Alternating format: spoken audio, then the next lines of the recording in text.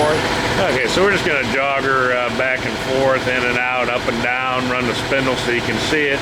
It does have a Y limit switch. It airs out before it will home, so that's going to need fixed. For some reason, it's not resetting also the error codes. We have to shut the machine off, turn it back on. So if you're you're looking for a machine that seems pretty solid, servos sound good, go ahead and move the servos back and forth, X, Y, Z.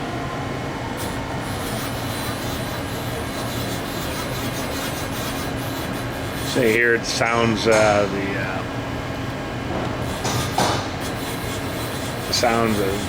servo sounds real good on the X. Y, if it wasn't all,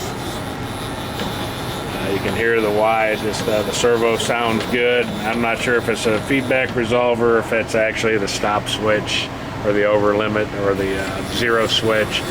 Again, Z, you can hear it moving. Just sounds really nice. How is it doing tolerance-wise? Holding pretty good tolerance? Yeah, within 2 or 3. Okay, so she's within 2 or 3 thou on the positioning on your part. All 3 axis, or X and Y mainly, is any error?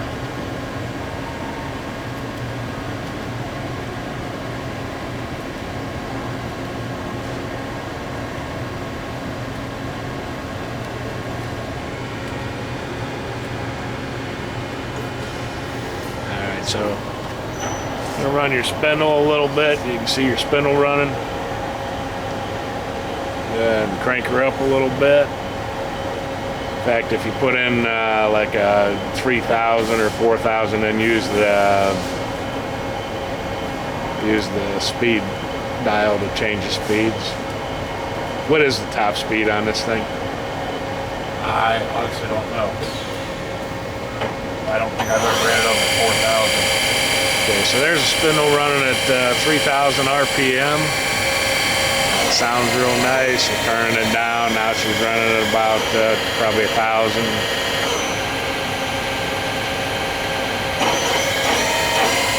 So that's 3,000 right there. And as you can hear, the spindle sounds good. Let's go ahead and do a tool change. So we'll do a tool change and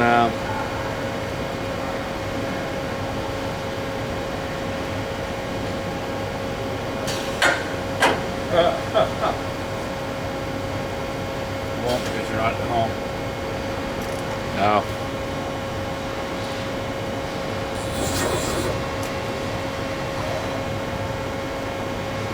And home out the Z-axis.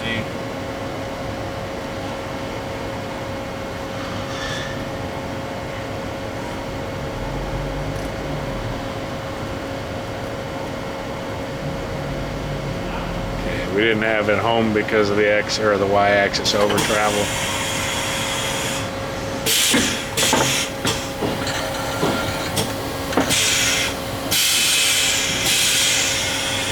Alright, so as you can see, the tool changer does work. That's going to conclude this video. Again, needs a little bit of TLC. I think it can be brought back to life. It just needs a little bit of TLC. I'm thinking the Y-axis, the first the limit switch, and possibly a reset keypad, possibly. And that's going to conclude it.